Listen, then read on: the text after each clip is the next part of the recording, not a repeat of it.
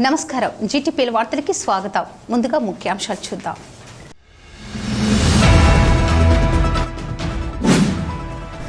MLC ఎన్నికల్లో ముఖ్యమంత్రి రేవంత్ రెడ్డి ఓటమిని ముందుగానే అంగీకరించారన్న మల్కాజ్గిరి ఎంపీ ఈటెల రాజేందర్.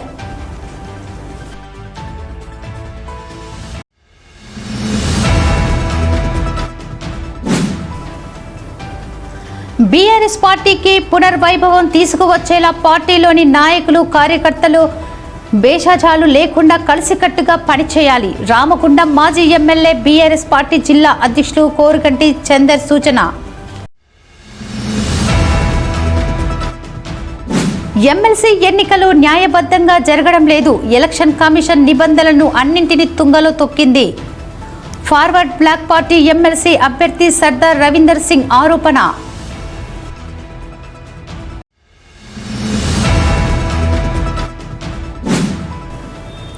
మహాశివరాత్రి ఉత్సవాల కోసం ముస్తాబవుతున్న గోదావరికని పారిశ్రామిక ప్రాంతాల్లోని శైవ క్షేత్రాలు.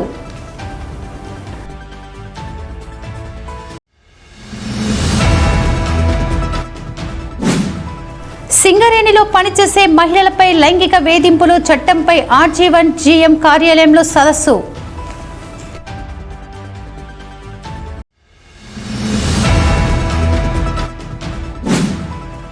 ఆధ్యాత్మికతో మానసిక ప్రశాంతత లభిస్తుందన్న శ్రీ త్రిదండి అహోంబిల జీయర్ స్వామి.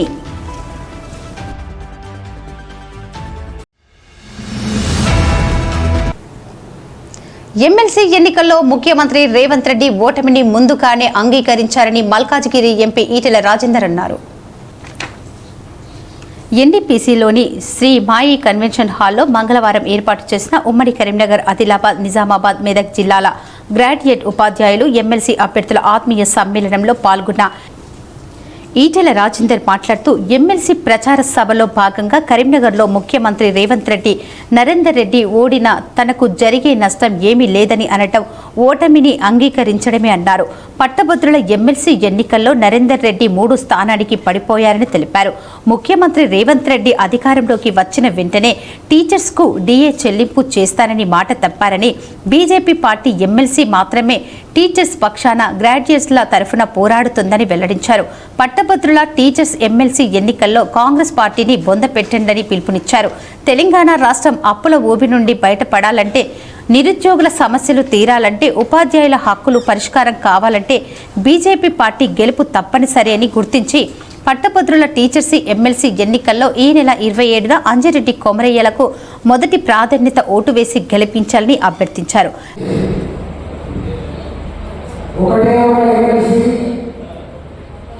నేను మద్దతుస్తున్నాం. ఆయన గెలిచినా ఓడినా నా ప్రభుత్వాలు వచ్చేసరికి గోపాలి లేదు అంటే ఒక పార్టీ ఏమో 10 ఏళ్ళు పరిపాలన చేసి ముఖం చెల్లగా టీచర్ దగ్గర, గ్రాడ్యుయేట్ దగ్గర ముఖం చెల్లగా అబద్ధాలు నడవని అర్థమని పోటీ చేయలేదు. ఇక కాంగ్రెస్ పార్టీ టీచర్ల ఎమ్మెల్సీ అభ్యర్థించారు.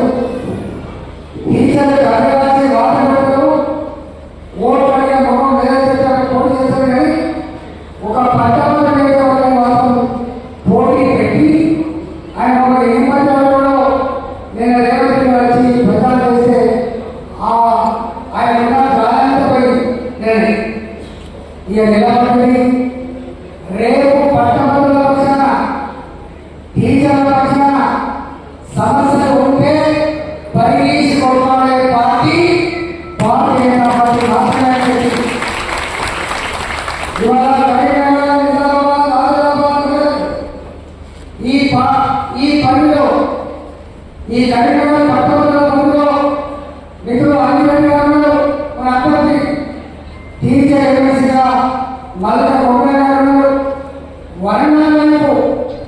వర్ణాల వైపు అక్కడ అనుభవం నాయకులు అక్కడ పోటీ చేస్తారు. ఇవాళ ఎక్కడ నాలుగు చేసిన 2 రోజులు ఎక్కడికైనా ఒకటే మాట అన్న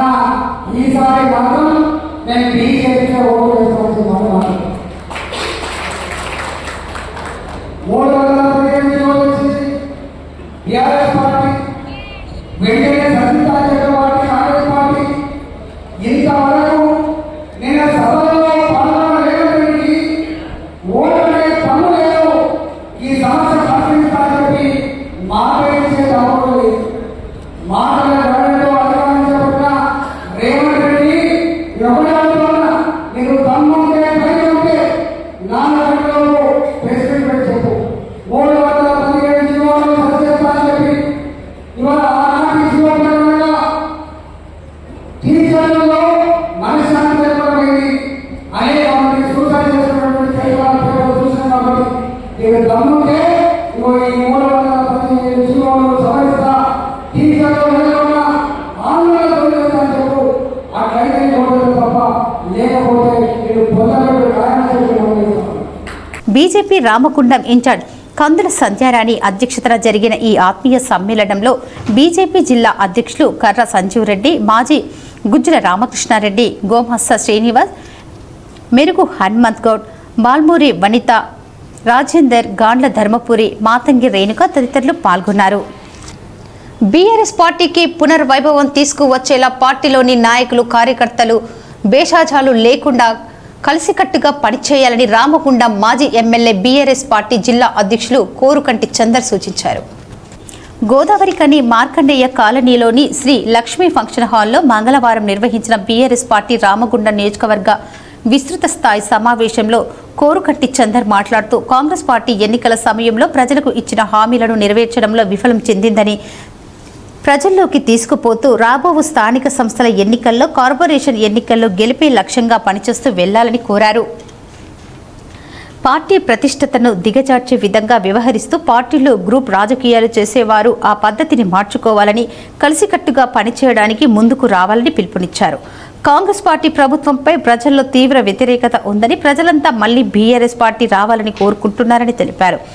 రానున్న స్థానిక సంస్థల పార్టీ రావాలని, ఎన్నికల్లో, కార్పొరేషన్ ఎన్నికల్లో టికెట్ వచ్చినా రాకున్నా తాము పార్టీని పట్టుకుని ఉంటామని, పనిచేసే వారే పార్టీలో ఉండాలని, టికెట్ రాకుంటే పార్టీకి వ్యతిరేకంగా వ్యవహరిస్తామన్న ఉద్దేశం ఉన్నవారు రేపే పార్టీని వీడి వెళ్లాలని వారు కోరారు. బీఆర్ఎస్ పార్టీ ఉద్యమ పార్టీ అని, ఉద్యమ తెలంగాణ రాష్ట్ర సాధన కోసం ఆవిర్భవించడం జరిగిందని తెలిపారు. పార్టీ కష్టకాలంలో ఉన్న సమయంలో పార్టీ వెన్నంటే ఉన్న వారికి పదవులు దక్కుతాయని వెల్లడించారు. సభ్యత్వ నమోదు కానీ, సంస్థాగత నిర్మాణం కానీ, వీటన్నింటి కోసం కేసీఆర్ గారు దిశానిర్దేశన చేసినటువంటి ఆ సందర్భాన్ని పురస్కరించుకొని రామగుండం నియోజకవర్గంలో ఉన్నటువంటి ఎన్ని ఆటంకాలు ఎదురైనా, ఎన్ని ఇబ్బందులు ఎదురైనా, అధికార పార్టీ నాయకులు ఎంత ఇబ్బంది పెట్టినా కేసీఆర్ గారి నాయకత్వంలోనే పనిచేస్తాం. బీఆర్ఎస్ పార్టీని మళ్ళీ అధికారంలోకి వచ్చేంత వరకు వెనుతిరిగేది లేదు అని చెప్పేసి పనిచేస్తున్నటువంటి నాయకత్వం మీరందరూ కూడా. అందుకోసమే మీ అందరితోని ఈరోజు ప్రత్యేకంగా ఈ యొక్క సమావేశాన్ని మనం ఏర్పాటు చేసుకున్నాం. ఎన్నికల సమయంలో ఈ యొక్క అధికారంలోకి రావడం కోసం కాంగ్రెస్ పార్టీ ఇచ్చినటువంటి హామీలలో 2500 మహిళలకు జీవన భృతి విధంగా ఏ విధంగా అయితే ఇస్తున్నారు, 4000 రూపాయలు పెన్షన్ వృద్ధులకు పెంచుతామని ఏ విధంగా అయితే చెప్పిందో, వీటన్నింటినీ కూడా ప్రశ్నించేటువంటి దిశగా మన కార్యాచరణను ఏ విధంగా తీసుకుంటే బాగుంటుంది అనేటువంటి విషయాలను మీరందరూ కూడా ఇలా చర్చించుకొని మనం ముందుకు నడుస్తాం. ఈ యొక్క తెలంగాణ రాష్ట్రంలో కేసీఆర్ గారు తెలంగాణ రాష్ట్రాన్ని భారతదేశంలోనే అగ్ర రాష్ట్రంగా తీర్చిదిద్దడం కోసం అనేక విధాలుగా చెమటొచ్చి 10 ఏళ్ల ప్రగతి పాలనను కేసీఆర్ గారు చేసినారు.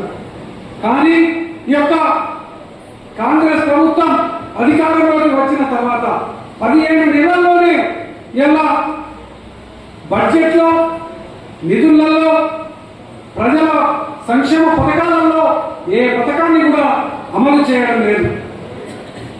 యాదవులకు మన కేసీఆర్ గారు గొర్రెల పంపిణీ చేసి అవి బంద్ అయిపోయినాయి.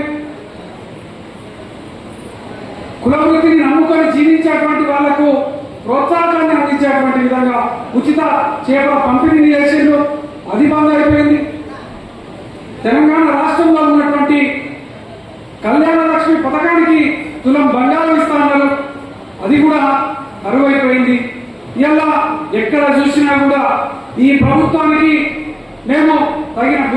గుణపాఠం చెప్పేటువంటి విధంగా రేపు స్థానిక సంస్థల ఎన్నికలలో మేము తప్పకుండా బీఆర్ఎస్ పార్టీకే గెలిపించుకుంటున్నామని చెబుతున్నటువంటి యొక్క నేపథ్యంలోనే ఈ యొక్క సమావేశాన్ని మనం నిర్మాణం చేసుకోవడం జరుగుతూ ఉంది. గ్రామ గ్రామాన డివిజన్ల వారీగా రేపు రాబోయేటువంటి కాలంలో ఏ విధమైనటువంటి కార్యాచరణతో ముందుకు పోదామనేటువంటి విషయాన్ని ఆవిర్భవించినటువంటి తీరు మీకందరికీ తెలుసు.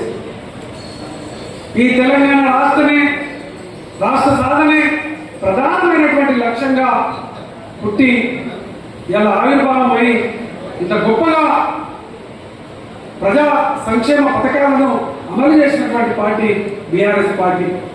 మనం ఈ యొక్క పార్టీలో పనిచేయడం ఒక గొప్ప అదృష్టం మనకు.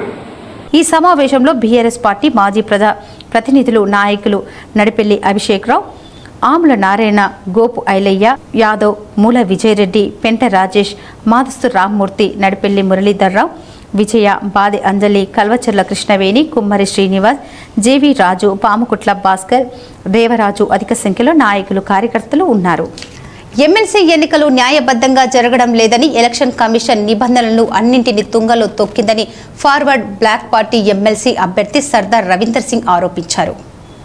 గోదావరికని ప్రెస్ క్లబ్లో మంగళవారం ఏర్పాటు చేసిన మీడియా సమావేశంలో ఎమ్మెల్సీ అభ్యర్థి రవీందర్ సింగ్ మాట్లాడుతూ ఎలక్షన్ కమిషన్ వద్ద గోప్యంగా ఉండాల్సిన డాటా ప్రత్యర్థుల చేతుల్లోకి వెళ్లిందని, దీనిపై జాతీయ ఎలక్షన్ కమిషన్పై ఫిర్యాదు చేయడం జరిగిందని తెలిపారు. తనను కావాలనే బ్యాలెట్లోకి కిందకు నెట్టే ప్రయత్నం చేసిందని, 10 మంది బీఫామ్లు సమర్పిస్తే తనకు 11వ నెంబర్ కేటాయించడం జరిగిందని తెలిపారు. ఈ ఎమ్మెల్సీ ఎన్నికలు దోపిడీదారునికి ఉద్యమకారునికి మధ్య జరుగుతున్నాయని, గ్రాడ్యుయేట్లు అంతా న్యాయం వైపు నిలబడాలని కోరారు. మొదటికెళ్ళి ఎలక్షన్ కమిషనర్ ప్రతిదీ కూడా వయలేషన్ చేస్తుండు. ఆర్టికల్ 21ని ఉల్లంఘన చేస్తుండ్రు. ఐటీ యాక్ట్ను ఉల్లంఘించిండ్రు. డాటా యాక్ట్ను ఉల్లంఘించిండ్రు. ప్రైవసీని భంగం కలిగించిండ్రు. ఏ ఓటర్ లిస్ట్ అయినా కానీ ఆ ఓటర్ లిస్టులో పేరు, తండ్రి పేరు, వివిధ ఎక్కడ అడ్రస్ ఇవన్నీ పొందపరుస్తారు. కానీ ఒకటే ఒక ఎలక్షన్ కమిషనర్ దగ్గర ఉన్న లిస్ట్ ఏంటంటే అది ఫోన్ నెంబర్తో కూడుకొని ఉంటుంది. అటువంటి యాప్ను కూడా ఎలక్షన్ కమిషనర్ గారు మరి ఇచ్చారా, మరి వాళ్ళు దొంగలించిండ్రా, లేకపోతే ఏమన్నా అవినీతి జరిగిందా అనేది చెప్పవలసిన బాధ్యత ఉంది. కాబట్టి మేము వెంటనే వీటన్నిటిపైన జాతీయ కమిషన్ ఫిర్యాదు కూడా చేయడం జరిగింది. బహుశా రాత్రికి ఎఫ్ఐఆర్ కూడా అయినట్టుంది. ఇంకా నా చేతికి వాళ్ళు ఇవ్వలేదు. ఇంత అవినీతి జరుగుతుంది. ఒక ఉద్యమకారునిగా ఎప్పుడు కూడా ఉద్యమంలో ఎన్నోసార్లు అరెస్ట్ కావడం జరిగింది. ఏ కేసు కూడా భయపడలేదు. అన్ని కేసులు కొట్లాడి గెలిచినాం. అప్పుడున్న మంత్రులు జీవన్ రెడ్డి గారు కానివ్వండి, మిగతా కాంగ్రెస్ నాయకులు అందరూ కూడా లెక్కలు నేను కేసులు పెట్టిండ్రు. నేనే న్యాయవాది కాబట్టి ఆ కేసులు నేనే కొట్లాడుకుంటుంటే, అందరి కేసులు నేనే కొట్లాడుతుంటే. సో ఈ రకంగా ఉద్యమంలో కేసులు కానివ్వండి, ఉద్యమ కార్యాచరణ కానివ్వండి, ఇవన్నీ కూడా పాలు పంచుకుంటుంటే నేను పోటీ చేసే వాళ్ళందరూ కూడా చాలా గొప్పగా చెప్పుకుంటారు, మేము విద్యావంతులమని చాలా గొప్పగా చెప్పుకుంటున్నాం. ఇక మేము లేకపోతే విద్యనే లేదు, మేము లేకపోతే ఉద్యోగాలు లేవు, మేము లేకపోతే ఏది లేదని చెప్తున్నారు. కాబట్టి నేనేమంటున్నా అంటే వాళ్ళందరూ విద్యావేత్తలు కాదు, విద్యా వ్యాపారవేత్తలు. వాళ్ళందరూ కూడా దయచేసి ఆలోచించండి. సరస్వతి తల్లిని అమ్ముకునే దానికి పోయేటోళ్ళు, ఉచితంగా చదివించింది లేదు, ఫీజులు లేకుండా సీట్లు ఇచ్చింది లేదు, ఫీజులు లేకుండా ఇన్స్టిట్యూషన్లో కోచింగ్ ఇచ్చింది లేదు, ఎక్కడ కూడా ఏది లేదు. అందుకే నేను చెప్తున్నా వాళ్ళు విద్యావంతులు కాదు, విద్యా వ్యాపారవేత్తలు. ఈ మీడియా సమావేశంలో కన్నూరు సతీష్, సూర రాము, గొట్టం మహేష్, ఆవునూరి వెంకటేష్, ఎస్కే ఇంతియాజ్, తిరుమల రెడ్డి, రాజు, రామకృష్ణ, నిట్టూరు రాజు తదితరులు పాల్గొన్నారు. మహాశివరాత్రి ఉత్సవాల కోసం గోదావరికని పారిశ్రామిక ప్రాంతాల్లోని శైవ క్షేత్రాలు ముస్తాబవుతున్నాయి. మహాశివరాత్రి పర్వదిన వేడుకలను వైభవంగా నిర్వహించండని జనగామ గ్రామంలోని శ్రీ త్రిలింగ రాజరాజేశ్వర స్వామి దేవాలయం ఆవరణాన్ని ఆలయ కమిటీ సభ్యులు అందంగా ముస్తాబు చేస్తున్నారు. శివరాత్రి వేడుకలకు వచ్చే భక్తులకు ఎలాంటి ఇబ్బందులు కలగకుండా ఆలయం చుట్టూ భారీ గేట్లను ఏర్పాటు చేశారు. భక్తులకు ఎండ తగలకుండా చలువ పందిళ్లు, సామియాలు వేశారు. ఆలయాన్ని అందంగా ముస్తాబు చేసి భక్తులు శివయ్యకు అభిషేకాలు, పూజలు నిర్వహించేలా అన్ని ఏర్పాట్లు చేశారు. భక్తులకు మంచినీటి సౌకర్యం, టాయిలెట్స్ సౌకర్యాలు కూడా కల్పించారు. రేపు జరగబోయే మహాశివరాత్రి సందర్భంగా భక్తులకు, భక్త మహాశులందరికీ శుభాకాంక్షలు. రేపు కమిటీ దాదాపు 40,000 నుంచి 50,000 వరకు భక్తులు వస్తారని మేము అంచనేస్తున్నాము. వాళ్ళకు తగిన విధంగా ఏ ఒక్కరికి కూడా ఇబ్బంది కాకుండా తగిన ఏర్పాట్లు కమిటీ సిద్ధంగా ఉంచింది. ఈసారి ప్రదక్షిణాలు కూడా మేము సిద్ధంగా చేసినాము. వెనుక నుంచి గుడి నుంచి కూడా తిరిగి రావచ్చు. కాబట్టి భక్తులకు ఎలాంటి అసౌకర్యం లేకుండా మంచి అభిషేకంలో పుణ్యస్థానాలు చేసే గోదావరి నది కాడ అక్కడ ఫెసిలిటీస్ బాగా చేయడం జరిగింది. ప్లస్ ఇక్కడ కూడా అభిషేకాలకు కానీ వీటి కానీ లైన్లో కానీ ఎలాంటి తొక్కిసలాట కాకుండా ఇదివరకు కంపేర్ చేస్తే పోయినసారి కొద్దిగా ఇబ్బంది అయింది, భక్తులకు ఒత్తిడి అయింది, చాలా ఇబ్బంది అయింది. అప్పుడు అసౌకర్యంగా భక్తులు కొద్దిగా ఫీల్ అయ్యారు. కానీ దాన్ని దృష్టిలో పెట్టుకొని ఈసారి కమిటీ ఫ్రీగా వెళ్ళటానికి, చాలా చక్కగా వెళ్ళటానికి అన్ని విధాలుగా ఏర్పాటు చేసినాము. ఈ ఏర్పాట్లకు సహకరించిన మన గౌరవ ఎమ్మెల్యే గారు యొక్క సూచన మేరకు సింగరేణి సంస్థ వారు, మున్సిపల్ కార్పొరేషన్ సిబ్బంది, ప్లస్ మన టూ టౌన్ సిఐ గారు, వాళ్ళ యొక్క సెక్యూరిటీ, ఇవందరినీ కలుపుకొని మేము రేపు విజయవంతంగా మేము దీన్ని చేయడానికి కమిటీ సిద్ధంగా ఉన్నాం. అలాగే కని పవర్ హౌస్ లో కాలనీలోని కాశీ విశ్వేశ్వర ఆలయంలో కూడా మహాశివరాత్రి ఉత్సవాల కోసం ఆలయ ప్రాంగణంలో చలువ పందిళ్లు, భారీ గేట్లను ఏర్పాటు చేశారు. ఈ సందర్భంగా ఆలయ అర్చకుడు, ఆలయ కమిటీ చైర్మన్ మాట్లాడుతూ మహాశివరాత్రి పర్వదినం సందర్భంగా శివాలయంలో ఉదయం 4 గంటల నుండి స్వామివారి మేలుకొలుపుతో ప్రత్యేక పూజలు ప్రారంభమవుతాయని వెల్లడించారు. భక్తులు అశేషంగా విచ్చేసి శివయ్య కృపకు పాత్రులు కాగలరని కోరారు. మన కాశీ విశ్వేశ్వరాలయం శివ పంచాయతన దేవాలయంలో ఎప్పటిలాగే మహాశివరాత్రి ఉత్సవాలు ఘనంగా నిర్వహించబడుతున్నాయి. అందులో భాగంగా ఉదయం 4 గంటలకు మేలుకొలుపు, తదనంతరం లఘున్యాసపూర్వ రుద్రాభిషేకము, మధ్యాహ్నం 1 వరకు అభిషేకములు, తిరిగి సాయంత్రం గోధూళి లగ్నమున 6 గంటల 45 నిమిషములకు శివ కళ్యాణ మహోత్సవము, రాత్రి ముఖ్యంగా లింగోద్భవ సమయమున మహాన్యాసపూర్వక ఏకాదశ రుద్రాభిషేకం నిర్వహించబడుతుంది. ఎందుకంటే శివరాత్రి రోజు ఆయనే అగ్నిలింగంగా ఉద్భవించిన రోజు. అప్పటి నుంచే మన శివరాత్రి, నిశిరాత్రి అంటే ముఖ్యమైనది శివరాత్రి లోపల ఆ నిశిరాత్రి లింగంగా ఉద్భవించిన సమయం. ఆ సమయంలో మహాన్యాసపూర్వక ఏకాదశ రుద్రాభిషేకం జరపబడుతుంది. అంటే మహాన్యాసం అంటే మనమే రుద్రునిగా మారి రుద్రుణ్ణి పూజించడం. నరుద్రో రుద్రమార్చేత్, రుద్రునిగా మారి రుద్రుణ్ణి అంటే శివునిగా మనమే మారి ఆ శివుణ్ణి పూజించడం. ఆ సమయంలో అటువంటి భాగ్యం, అవకాశం మనకు కలుగుతుంది. కనుక ప్రజలందరూ కూడా సద్వినియోగం చేసుకోవాలి. అదేవిధంగా తిరిగి ఉదయం లఘున్యాసపూర్వక రుద్రాభిషేకము, సాయంకాలం లోపల స్వామివారి ఆ శివపార్వతుల యొక్క పల్లకి సేవ ఉంటుంది. తిరిగి తదనంతరం లలితా కార్యక్రమాలు ఉంటాయి. ప్రజలందరూ కూడా సద్వినియోగం చేసుకోవాలి. ముఖ్యంగా ఈ శివరాత్రి రోజు ప్రతి ఒక్కరు కూడా ఆ శివరాత్రి మహా వ్రతమును గిట్ట ఆచరించినట్టయితే పునర్జన్మ ఉండదు. ఆ యొక్క శివరాత్రి ఎట్లా ఆచరించాలంటే ఉపవాసం అంటే అంటే దగ్గరగా, వాసం అంటే జీవించడం, నివసించడం, ఆ స్వామి వారికి దగ్గరగా ఉండడం, ఆ రోజు శివాలయంలో గడపడం. ఆ విధంగా గడిపిన వాళ్ళకు పునర్జన్మ ఉండదు. ఇంకొకటి రుద్ర జపము అంటే ఆ శివుణ్ణి తలుస్తుండు. ఓం నమ శివాయ కానీ తత్పురుషాయ హే మహాదేవాది తన్నో రుద్ర ప్రచోదయాత్ అంటూ శివుణ్ణి తలవడం, అభిషేకం చేయడము, జాగరణ, ఇవి ముఖ్యమైనవి. జాగరణ, మేలుకొని ఉండడం నిశి సమయంలో. ఈ కార్యక్రమాలు కూడా అందరూ కూడా ఆచరించి ఆ స్వామివారి కృపాకటాక్షాలకు పాత్రలు కాగలని కోరుకుంటున్నాం. సూత్రలింగమును అంటే మీ చేతులతో అభిషేకం చేసుకునే అవకాశాన్ని కూడా కల్పించడం జరుగుతుంది. భక్తులందరూ కూడా ఈ అవకాశాన్ని సద్వినియోగం చేసుకొని ఈ యొక్క స్వామివారి కృపా కటాక్షలకు పాత్రుగాలను కోరుకుంటున్నాం. బోలో కాశీ విశ్వేశ్వర భగవానికి. RG1GM కార్యాలయంలోని సమావేశ హాల్లో మంగళవారం పని ప్రదేశాల్లో మహిళలపై లైంగిక వేధింపుల చట్టం, మహిళా ఉద్యోగులకు సూటబుల్ జాబ్ ఇవ్వటంపై సదస్సును నిర్వహించారు. ఈ సదస్సులో RG1లోని అన్ని గనులు డిపార్ట్మెంట్లలో పనిచేయు మహిళా ఉద్యోగులు, మహిళా ఉన్నత అధికారులతో నిర్వహించగా ఈ కార్యక్రమానికి ముఖ్య అతిథిగా RG1GM లలిత్ కుమార్ హాజరీ మాట్లాడుతూ పని ప్రదేశాలలో మహిళలపై లైంగిక వేధింపుల చట్టం 2013 అనేది భారతదేశంలో మహిళలకు కార్యాలయాల్లో లైంగిక వేధింపుల నుండి రక్షణ కలిగించడానికి ఏర్పడ్డ చట్టమని తెలిపారు. ఈ చట్టం 2013 డిసెంబర్ 9న అమల్లోకి వచ్చిందని, లైంగిక వేధింపుల నివారణకు సుప్రీంకోర్టు ఆఫ్ ఇండియా జారీ చేసిన మార్గదర్శకాలను ఈ శాసనం పాటిస్తుందన్నారు. చట్టాల ద్వారా కార్యాలయంలో మహిళల లైంగిక వేధింపుల నుండి రక్షణ కల్పించి లైంగిక వేధింపులను నివారించడం, ఫిర్యాదులకు న్యాయం చేసి వారి బాధ పోగొట్టడం ఇందులో భాగంగా అని అన్నారు. భారత రాజ్యాంగంలో ఆర్టికల్స్ 14, 15 ప్రకారం లైంగిక వేధింపులు అనేది స్త్రీ ప్రాథమిక సమానతలను ఉల్లంఘిస్తుందన్నారు.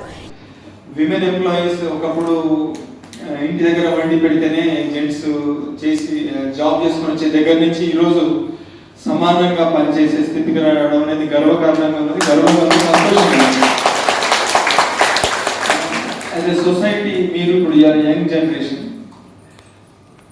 అది ఒక సొసైటీలో కానీ ఈ యొక్క కంట్రీలో, స్టేట్లో ఒక ముఖ్యమైన ఘట్టం. ఎస్పెషల్లీ సింగరేణి కాంగ్రెస్ మొన్ననే చూసాము టైమ్స్ ఆఫ్ ఇండియా పేపర్లో GDK11 వాళ్ళు గర్ల్స్ అందరూ కలిసి, అది congratulations to all team. National లెవెల్లో టోటల్ మన సింగరేణి గర్ల్స్ మిగిలిన జెంట్స్తో ఈక్వల్గా గర్ల్స్ పనిచేస్తున్నారు అనేది రావడం జరిగింది. అట్లా వీఆర్ సీయింగ్ ఇంకొక జనరేషన్. మేము కూడా యాక్చువల్ నిజం చెప్పాలంటే ఐ షుడ్ బి ఫ్రాంక్, ఎట్లా ఉంటుందో ఏందో గర్ల్స్ అందరు వస్తే అంటే ఎట్లా ఉంటుంది అనేది కొంచెం డౌట్స్ వస్తుంటాయి. బట్ మిమ్మల్ని అందరినీ చూసిన తర్వాత last few months 1 year plus నుంచి చూసిన తర్వాత మాకు పూర్తి నమ్మకం వచ్చింది, గర్ల్స్ దేంట్లో తగ్గేది లేదు. యాక్చువల్గా నేను ఏమంటుంటే మన గోదావరి ఖని ఏరియాలో RG1లో ఒక కొంతమందిని అమ్మాయిల్ని పికప్ చేసి వాళ్ళకి ట్రైనింగ్ ఇచ్చి 4-wheeler, తర్వాత డంప్ ట్రక్, వాల్రో ట్రక్, అట్లనే షావెల్స్ లాంటి ఇంట్రెస్ట్ వాళ్ళకి పేరు ఇచ్చి చాలా ఎక్కువ మంది వచ్చిన వాళ్ళందరికీ కంగ్రాచులేషన్స్. తొందరలోనే మనం ఒక డంపర్ నడిపే వాళ్ళని చూస్తాం, ఒక షావెల్ ఆపరేటర్స్ పెద్ద పెద్ద వెహికల్ నడిపే వాళ్ళని చూస్తాం. ఇట్లాంటివన్నీ నడిపే వాళ్ళని గర్ల్స్ లోనే చూస్తాం. అది ఆ నమ్మకం నాకు పూర్తి ఉంది. ముఖ్యంగా నాకు మీ యొక్క కాన్ఫిడెన్స్ కి, పట్టుదలకి we should be at par with మిగిలిన బాయ్స్ తో సమానంగా చేయాలనే పట్టుదలకు నాకు మీ అందరికి అభినందనలు. మీ పట్టుదల వర్షాలు చేసిన అమ్మాయిలు చాలా వాళ్ళ మీద రూల్ పెడితే చాలు రిపేర్స్ అప్లై చేస్తున్నారు, రిపోర్ట్స్ వస్తాయి. అట్లనే CSPలో నాకు వచ్చే రిపోర్ట్స్ విత్ బాయ్స్ తో ఈక్వల్గా పనిచేస్తున్నారు, మంచిగా పనిచేస్తున్నారు. Once again best wishes. ఈ కార్యక్రమంలో SO2 GM Gopal Singh, DGM personnel Kiran Babu, అధికారుల సంఘం president Mallesham, AGM IED Anjaneyulu, AITUC ప్రతినిధి Padma, personnel manager Ravinder Reddy, DGM finance Dhanalakshmibai, గౌరవ కమిటీ సభ్యులు law officer Afrin Sultana, Singareni school Telugu pandit Sasikala, అన్ని గనుల డిపార్ట్మెంట్ మహిళలు, ఉద్యోగులు, సంక్షేమ అధికారులు తదితరులు పాల్గొన్నారు. ఆధ్యాత్మికతో మానసిక ప్రశాంతత లభిస్తుందని శ్రీ శ్రీదండి అహోంబిలా జియర్ స్వామి అన్నారు. సోమవారం సాయంత్రం NDPCC మేడిపల్లి సెంటర్కు అహోంబిలా జియర్ స్వామి రాగా వికాస తరంగిణి భక్తులు సీతారామ ఆంజనేయ స్వామి ఆలయ కమిటీ సభ్యులు ఘన స్వాగతం పలికి కోలాటంతో శోభయాత్ర ద్వారా చిలుకలయ్య గుడిలో నూతనంగా ఏర్పాటు చేసిన చంద్రమౌళీశ్వర స్వామి, సంతోష్ మాత, సీతారామ ఆంజనేయ స్వామి ఆలయాలను త్రిదండి అహోంబిలా జియర్ స్వామి దర్శించుకున్నారు.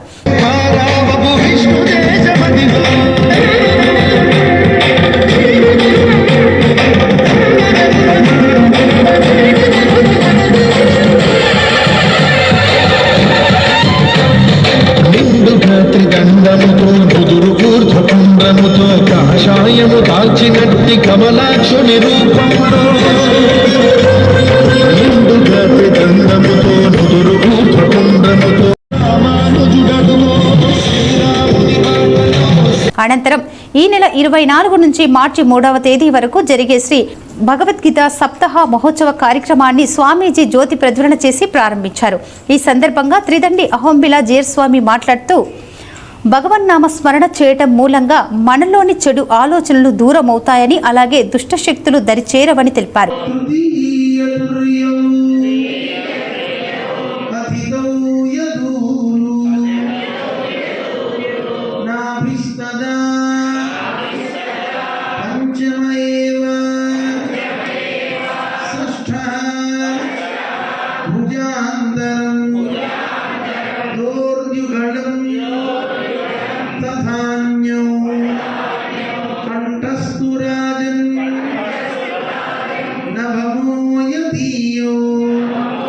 ఈ కార్యక్రమంలో ఆలయ కమిటీ నిర్వాహకులు, భక్తులు అధిక సంఖ్యలో పాల్గొన్నారు.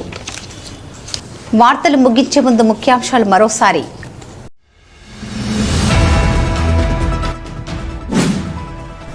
ఎమ్మెల్సీ ఎన్నికల్లో ముఖ్యమంత్రి రేవంత్ రెడ్డి ఓటమిని ముందుగానే అంగీకరించారన్న మల్కాజ్గిరి ఎంపీ ఈటెల రాజేందర్.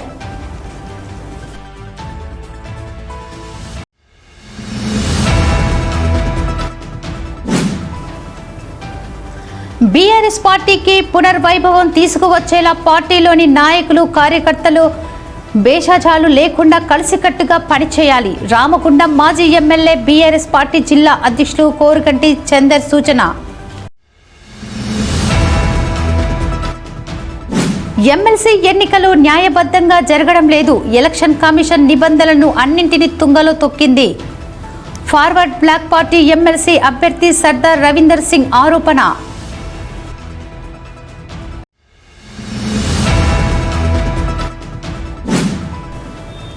మహాశివరాత్రి ఉత్సవాల కోసం ముస్తాబవుతున్న గోదావరికని పారిశ్రామిక ప్రాంతాల్లోని శైవ క్షేత్రాలు.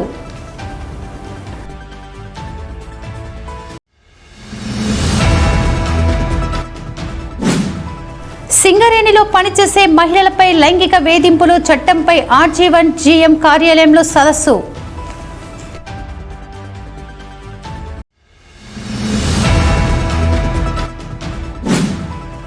ఆధ్యాత్మికతో మానసిక ప్రశాంతత లభిస్తుందన్న శ్రీ త్రిదండి అహోంబిల జీయర్ స్వామి.